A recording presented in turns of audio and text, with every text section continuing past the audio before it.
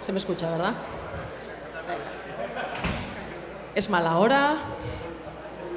Yo creo que nadie de los que ha venido hoy aquí ha venido a escuchar y quiere saber mucho sobre incentivos fiscales, pero bueno, sobre todo lo que yo quiero hoy es que os quedéis con una idea general de lo importante que es la fiscalidad a la hora de implementar este tipo de proyectos, a la hora de invertir en este tipo de proyectos y cuál es el papel que puede tener un fundador a la hora de planificar cuál es su estrategia fiscal. Antes de nada, la fiscalidad puede ser una ayuda muy interesante para el desarrollo de la actividad que tenemos pensado desarrollar. Nunca debe ser la razón por la que alguien decide tener una estrategia económica. Tiene que ser el apoyo para una estrategia que pueda tener sentido para el desarrollo de la actividad económica, ¿de acuerdo? ¿Cuándo es de ayuda? Es de ayuda cuando planificamos, cuando ideamos a futuro una estrategia. ¿Cuándo un fiscalista es de valor? A la hora de marcar cuál puede ser el camino de una startup. ¿Cuándo no aportamos valor? Cuando las operaciones ya están hechas y las decisiones están tomadas. Ahí lo único que vamos a poder hacer es declarar el impuesto sobre sociedades o declarar el IRPF, lo que salga, ¿de acuerdo? Luego, yo me doy por satisfecha si después de este pequeño taller os quedáis con la idea de tengo que preguntar a esto a mi asesor fiscal, no vaya a ser que esto tenga beneficios y a mí se me haya pasado. Porque para nosotros es tremendamente frustrante cuando viene un emprendedor y nos dice ¡ay, qué pena, Maya, que no sabía yo esto hace 2 años! ¿De acuerdo? Luego empezamos con ese contexto. Tenemos la gran suerte de estar en Vizcaya. Yo soy guipuzcoana, pero hoy tenemos la gran suerte de estar en Vizcaya. ¿Por qué? Porque la Hacienda Foral de Vizcaya, es cierto que al igual que ha sucedido tanto en Guipúzcoa como en Álava, ha implementado un marco fiscal súper interesante y súper competitivo a nivel europeo para atraer tejido inversor, para que las empresas se constituyan y crezcan en el territorio y no solo eso, sino para atraer y fidelizar el talento que tan difícil es de identificar y de mantener, ¿de acuerdo?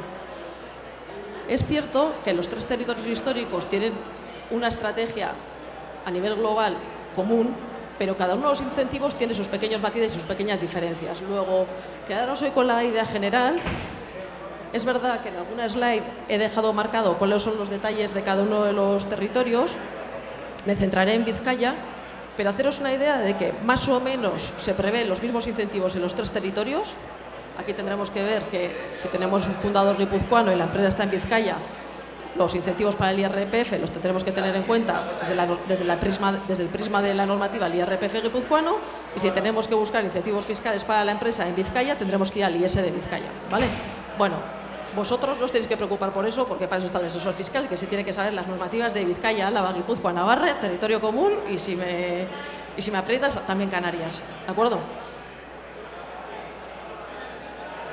Empezando por el marco normativo diseñado para los inversores, ya desde el año 2017-18, la Hacienda Foral de Vizcaya, al igual que hizo también la Hacienda Foral de Guipúzcoa, decidió establecer un marco global para acompañar a aquellos inversores con necesidades distintas. ¿Necesidades distintas de qué? De tickets, de inversores que tienen cualidades distintas porque invierten en startups en fase seed, o inversores que van a invertir tickets superiores y a través de, no solo como persona física, sino también a través de sus vehículos de inversión.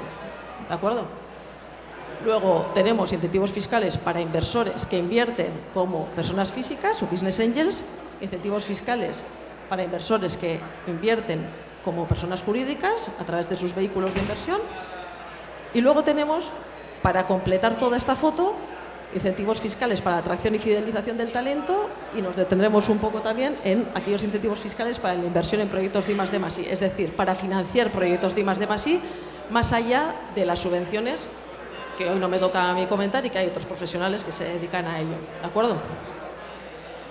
¿Por qué esta visión global? Porque entendían que sin cubrir todas las facetas o todas las necesidades del sector, la fiscalidad iba a quedar coja, ¿de acuerdo? Hoy nos vamos a centrar única y exclusivamente en analizar los incentivos fiscales para la inversión en startups o para la constitución y crecimiento de proyectos de emprendimiento. Si bien es cierto que las startups, como empresas que son, se pueden beneficiar de todos los incentivos fiscales que están previstos en la normativa para micros, pequeñas y medianas empresas. ¿De acuerdo? Hoy nos centraremos única y exclusivamente en aquellas que están diseñadas específicamente para las startups. La primera de los incentivos previstos para inversores personas físicas es la conocida deducción para Business Angels. Incentivo fiscal que existe en los 3 territorios históricos, en Navarra y también en territorio común, cada uno con sus pequeñas características. Y luego existen una serie de incentivos fiscales para inversores personas jurídicas, empresas. He señalado aquí varias de ellas, pero nos vamos a centrar única y exclusivamente en aquellas que afectan a la inversión en startups. ¿De acuerdo? Empezamos por la deducción por inversión en micros y pymes o empresas de nueva o reciente creación vizcaína. Y vemos un ejemplo. Supongamos que tenemos a un inversor, persona física, que invierte 100.000 euros en una entidad innovadora de nueva creación, una startup de menos de 5 años. Nueva creación en Vizcaya se define como empresa de menos de 5 años y que tiene unos ingresos anuales de 200.000 euros. Este Business Angel decide invertir en una startup 100.000 euros en una empresa que tiene la calificación de entidad innovadora, y luego vemos el comparable de qué es lo que pasa con este mismo inversor invirtiendo la misma cantidad comprando acciones de Iberdrola. Para un inversor que tiene unas rentas de 200.000 euros,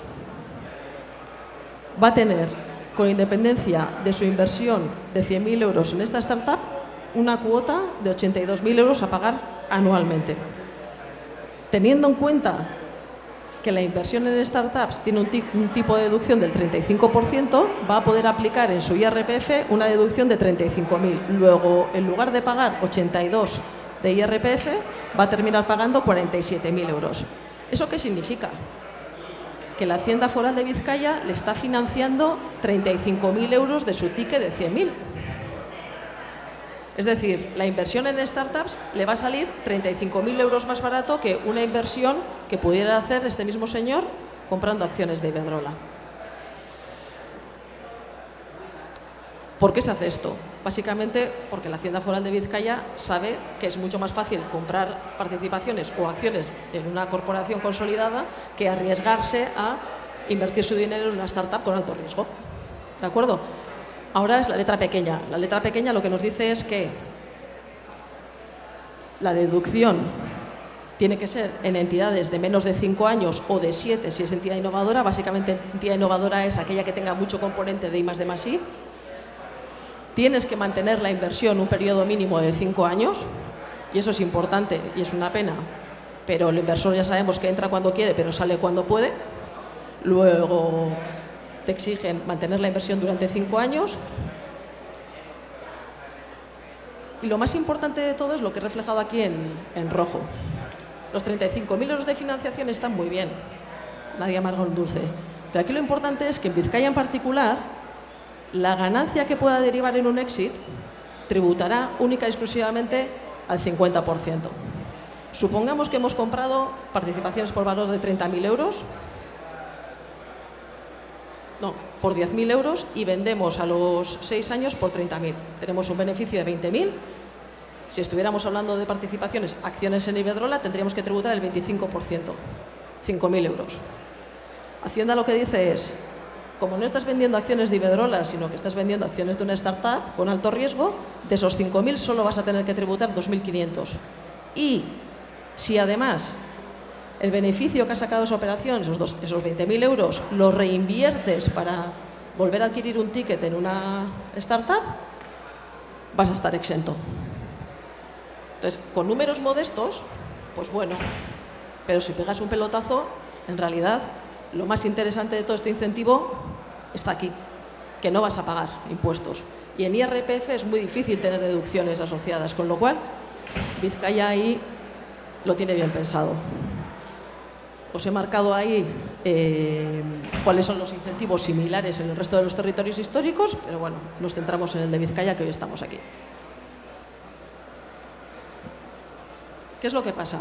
Desde pandemia y con las necesidades que existían en el sector de financiación, las haciendas forales hicieron una apuesta muy importante en una serie de incentivos fiscales y en particular apostaron por incluir y por implementar el incentivo tradicional de Business Angels también para las personas jurídicas. Un incentivo súper demandado por el sector, porque en la mayoría de los tickets importantes generalmente no se hacen como persona física, sino a través de corporaciones, y básicamente lo que han hecho ha sido llevar el mismo incentivo, pero para aquellas empresas que entran en startups. ¿De acuerdo? No os voy a hacer el cuento largo, y el incentivo es similar, es del 25% sobre el ticket de inversión o del 35% si la inversión se realiza en una startup con alto componente tecnológico o relacionado con la Silver Economy. Plazo para la adquisición de estas participaciones, entre 5 y 7 años. ¿Por qué? Porque es cuando Hacienda entiende que la inversión es de mayor riesgo. ¿De acuerdo?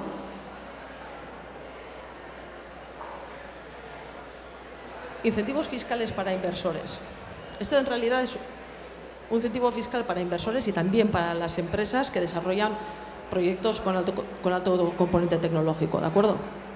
Es el famoso artículo 64 bis, que ya consideramos que es un incentivo fiscal consolidado, si bien es cierto que prácticamente todos los años tenemos alguna pequeña novedad. La redacción de la normativa no es gemela en los 3 territorios históricos y eso a veces hace que el incentivo se quede un poco pequeño o haya dudas. ¿Por qué? Porque en este incentivo fiscal lo que estamos buscando es que empresas participen en la financiación de proyectos de I+D de otras empresas, a cambio de lo cual tienen la capacidad de hacer suyas las deducciones que la empresa de I+D genera. ¿De acuerdo? Luego, una promotora inmobiliaria que nada tiene que ver con el mundo del I+D y que no tiene capacidad de generar créditos fiscales porque lo único que no tiene ni creación de empleo, ni medio ambiente, ni deducciones asociadas a ningún sector estratégico, puede aplicar deducciones de impuestos sobre sociedades por financiar proyectos de I+D de otras empresas. ¿De acuerdo? ¿Por qué una empresa puede tener interés en participar en la financiación de proyectos de I+D de otras empresas? Porque Hacienda prevé una rentabilidad financiera para estos proyectos. Es decir, supongamos que una empresa de I+D tiene un proyecto de 100.000 euros. 100.000 euros de I+D, que eso se refleja en 30.000 euros de deducción. Lo que nosotros podemos hacer es vender esos 30.000 euros de deducción a la promotora inmobiliaria, en el ejemplo que he puesto antes. ¿Qué es lo que consigue la promotora inmobiliaria? Hemos dicho que una rentabilidad financiera de hasta el 20%. ¿Cómo consigue esa promotora inmobiliaria esa rentabilidad? Comprando esos 30.000 euros de deducción con un descuento del 20%. Es decir, pagando a la empresa de I+D o a la startup 25.000 euros a cambio de aplicar 30.000 euros de deducción en su impuesto sobre sociedades del año que viene. Rentabilidad bruta nominal del 20%, la TIR pues un poquito más elevada. Luego, como producto financiero para corporaciones que tienen un impuesto sobre sociedades que tienen que pagar sí o sí, es la bomba. Pues no hay producto financiero en el mercado que prevea rentabilidades así. ¿Qué es lo que nosotros les decimos a los inversores? Que es una forma de dirigir parte de sus impuestos a financiar proyectos de I+D del territorio. Proyectos de carne y hueso que pueden tocar, identificar, conocer. ¿De acuerdo? Luego, el beneficio del financiador es evidente, pero el beneficio del desarrollador del proyecto de I+D también lo es. Tened en cuenta que este incentivo fiscal se diseñó porque había empresas que eran capaces de generar todos los años gran cantidad de deducciones de I+D que no tenían un resultado positivo en su impuesto sobre sociedades que les permitiera aplicar las deducciones. Si tú no puedes aplicar las deducciones que generas, el incentivo fiscal pierde interés. Ahora, si yo puedo monetizar ese crédito futuro antes del 31 de diciembre en cash, para startups, pues es un incentivo muy, muy, muy interesante. ¿De acuerdo?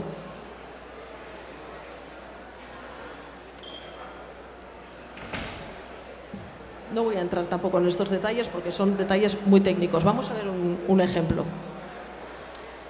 Supongamos que tenemos un gasto de proyecto de I+D, una startup tiene un proyecto de 420.000 euros de I+D. ¿Quién dice que esto es I+D? Lo primero de todo, cualquier proyecto no es financiable. Tenemos a la SPRI y también a BEAS, que son los órganos certificadores que verifican que estos proyectos son I+D. ¿De acuerdo? Luego, lo primero que una empresa tiene que hacer es conseguir que la SPRI certifique estos proyectos. Aquí en Vizcaya, los que estén familiarizados con esto saben que todos aquellos proyectos de I+D que buscan financiación en el Hazitek, que es una subvención muy conocida aquí, consiguen automáticamente este informe de calificación fiscal, que es el que nosotros necesitamos para poder vender, entre comillas, los créditos fiscales a una empresa. ¿De acuerdo? Entonces, supongamos que ya sabemos que este proyecto está certificado por la SPRI por valor de 420.000 euros y que genera el tipo de deducción mínimo del 30%. La deducción puede ser superior, hemos ido a los tipos más bajos y más prudentes. La deducción que genera esta empresa es de 126.000 euros. ¿Qué es lo que vamos a hacer? Vamos a buscar un inversor que tenga capacidad para aplicar las deducciones a su impuesto sobre sociedades. En la medida en que la empresa quiere recibir una rentabilidad del 20%, lo que va a hacer es realizar un desembolso de 105.000 euros. ¿Cuál es la rentabilidad del financiador? En la medida que ha comprado los 126, desembolsando única y exclusivamente 105, la rentabilidad será de 21.000 euros. ¿Cuál es el problema del 64 bis? Que hasta ahora necesitábamos identificar financiadores con bases imponibles muy elevadas para poder comprar tickets no tan grandes. En este caso, para que os hagáis una idea, el resultado que tenemos que buscar en un financiador asciende a 1,5 millones de euros.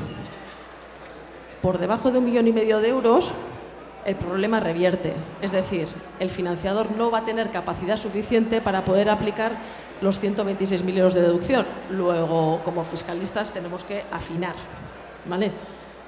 ¿Qué es lo que pasa si un inversor decide comprar 126.000 euros de deducción, pagando por ellos 105.000 y de repente en noviembre tiene un descalabro? ¿Pierde los 126.000 euros de deducción? No, podrá aplicarlos en ejercicios futuros. Lo que pasa es que la rentabilidad baja, ¿de acuerdo? Luego, para eso estamos los fiscalistas, para afinar bien el cálculo.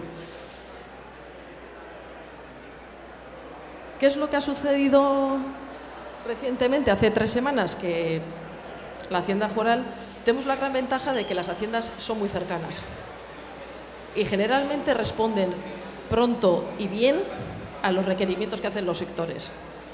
Desde el año pasado, la cesión de créditos fiscales sirve en territorios forales también para financiar proyectos culturales. ¿Qué es lo que sucedió? Que muchos inversores decidieron financiar proyectos culturales en lugar de financiar proyectos de I+D. ¿Por qué? Porque esta limitación de ticket no era tan grande para financiar proyectos culturales. Conscientes de ello, Hacienda ha flexibilizado las condiciones del 64 bis. Entonces, básicamente, con el 1,5 millones de bases imponibles positivas que puede tener un inversor, si antes podía comprar 126.000 euros, y no os voy a hacer el cálculo técnico, no voy a entrar en esos detalles, si antes podía comprar 126, ahora va a poder comprar hasta 252. La rentabilidad sigue siendo del 20%, pero en términos absolutos, pues, la realidad es que el incentivo fiscal adquiere todavía mayor interés para los inversores. ¿Qué es lo que busca Hacienda con eso? Impulsar que los inversores entren a financiar proyectos I+D. ¿Qué otras cosas han flexibilizado? Plazos para firmar el contrato, vamos a poder firmar los contratos hasta final de año, vamos a poder hacer los desembolsos al final de año, luego la seguridad de estas operaciones es altísima, pues los proyectos ya se han desarrollado, son proyectos que luego llevan un informe de auditoría, bueno, nosotros por lo menos lo trabajamos así. Bueno, la verdad es que con estos incentivos yo creo que va a coger un impulso importante. Y por último, lo que se va a poder hacer también desde ya este año es meter en estas operaciones a personas físicas autónomos. Antes solo las empresas podían comprar créditos fiscales a otras empresas y ahora los autónomos con rendimientos de actividad económica también lo van a poder hacer con unos límites, ¿de acuerdo? Otros incentivos fiscales no solo para los inversores, sino para los emprendedores y las startups. Voy rápido aquí. Como os decía, Hay un montón de incentivos fiscales para empresas en general. Para las startups en particular, yo creo que son interesantes estas que ponemos aquí. El régimen de impatriados, que desde el año 2018, y para facilitar la incorporación de perfiles técnicos, y cuando hablo de perfiles técnicos eran perfiles técnicos de I+D, diseñó un incentivo fiscal que permitía a aquellos desarrolladores de proyectos de I+D o perfiles técnicos de laboratorio aplicar una exención en IRPF del 30%. Dices, bueno, pues eso es un incentivo fiscal para el técnico que estás contratando, siempre y cuando viniera del extranjero y hubiera vivido fuera los últimos 5 años, etcétera, etcétera.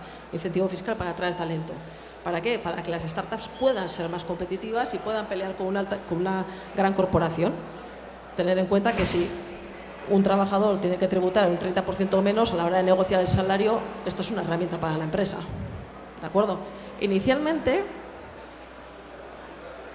los perfiles que podían acogerse a este incentivo fiscal eran solo aquellos perfiles de I+D y científicos. Y desde el año, creo que 2022, se amplió el espectro y podemos utilizar este incentivo fiscal para atraer altos directivos de gerencia, etcétera, etcétera, así como también directores comerciales. ¿Vale? Luego, incentivo fiscal súper interesante que existe en los 3 territorios históricos. ¿Cuánto tiempo puede aplicar una persona que ha estado durante los 5 últimos años en el extranjero, viene a España en particular, viene a trabajar en una empresa de Vizcaya este régimen? Durante el año en el que viene y los siguientes 10 años. Y además de la exención del 30% sobre los rendimientos de trabajo, siempre y cuando haya una vinculación laboral, que eso no lo he dicho, tienen la capacidad de deducirse un 20% de los gastos asociados a la mudanza. Mudanza, gastos de escolarización, gastos de euskaltegis y cosas así, son deducibles. Un pequeño incentivo, eso de Guipúzcoa y Araba, no hagáis caso, que estos son datos de Vizcaya. Un pequeño incentivo que existe también para fidelizar el talento, y este no está tanto pensado para las startups, pero sí para las micros y las pequeñas, es este que os pongo aquí, que es que aquellos trabajadores que adquieran participaciones de la empresa en la que están trabajando tienen una deducción del 10%, ¿de acuerdo? Es una deducción chiquitina, básicamente supone no más de 1.200 euros al año. Es importante que las participaciones que se adquieran sean de sociedades no cotizadas, obviamente, que lleven un mínimo de 2 años trabajados cuando adquieran las participaciones. Y la novedad de este año es que para poder aplicar esta deducción, antes era obligatorio que la empresa ofreciera esta posibilidad a todos los trabajadores en igualdad de condiciones, y desde hace un mes, y si se aprueban juntas generales, ya no es necesario que se ofrezca a toda la empresa, sino que tú puedes decidir ofrecer esto a un trabajador en particular. Este es el incentivo general para micros y pequeñas.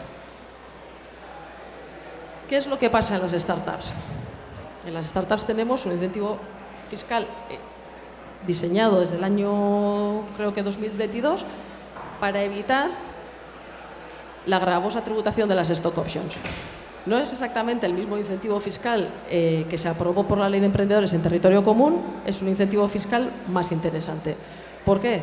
Porque, como todos sabéis, las stock options tenían un obstáculo tributario muy importante, que era que cuando tú concedías la opción de adquirir stock options a un trabajador, en el momento en el que ese trabajador ejecutaba la opción, debía tributar como rendimientos de trabajo en especie. ¿Eso qué significa? Que sin tener una entrada de liquidez, alguien que ejecutaba la opción de compra debía de tributar por la diferencia entre el valor de mercado de esas acciones y el valor por el que cerró la opción.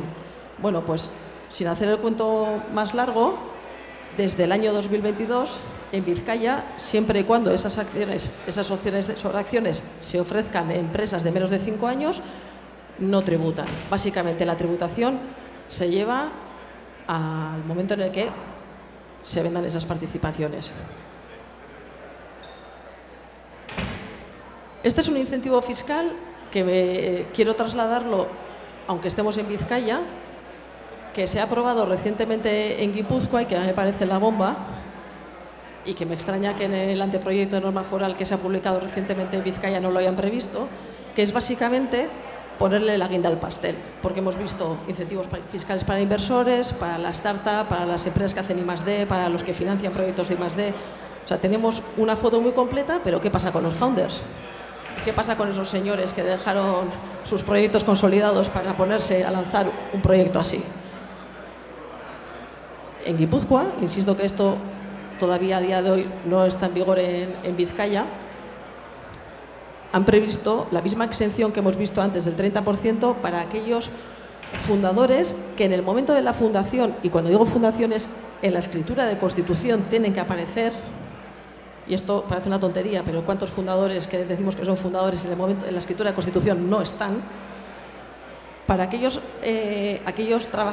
fundadores que en el momento de la constitución tengan al menos un 5% de participaciones, tienen la exención del 30% de los rendimientos de trabajo durante los primeros 10 años. O sea, básicamente cobran un 30% más durante los primeros 10 años. ¿Qué es lo que necesitamos? Que estas empresas tengan el sellito de entidad innovadora. ¿Quién dice si son innovadoras? Pues las PRI o las diputaciones. ¿De acuerdo? ¿Qué pasa si se van diluyendo en el capital? No pasa nada. En la medida en que en el momento de la Constitución tuvieran un 5%, puede seguir aplicándolo. ¿Qué pasa si ahora que el incentivo fiscal ha entrado en vigor, qué pasa si el incentivo fiscal que ha entrado en vigor han pasado, por ejemplo, vamos a suponer que han pasado ya 5 años desde que se constituyó la empresa, pues que va a poder aplicar el incentivo fiscal durante los próximos 5 años? A mí esto me parece que es una forma de terminar de ponerle el lazo a un marco muy interesante y que, por supuesto, en Guipúzcoa la bienvenida ha sido total. Veremos qué hace Vizcaya. ¿Para quién es aplicable estando hoy aquí esto? Para aquellos guipuzcoanos, fundadores guipuzcoanos que puedan tener la empresa en Vizcaya. Porque aquí lo que necesitamos es que el domicilio fiscal del fundador esté en Guipúzcoa, pero la empresa puede estar en Vizcaya. O en Vizcaya o en Jaén. Esto está pensado para atraer a los fundadores a Guipúzcoa. Me imagino que tiempo al tiempo Vizcaya hará suyo este incentivo también, porque generalmente los 3 territorios se miran y se mejoran, cosa que para los demás es bueno. ¿De acuerdo? Pues hasta aquí el repaso general de incentivos fiscales. No sé si alguien se va a tirar alguna duda.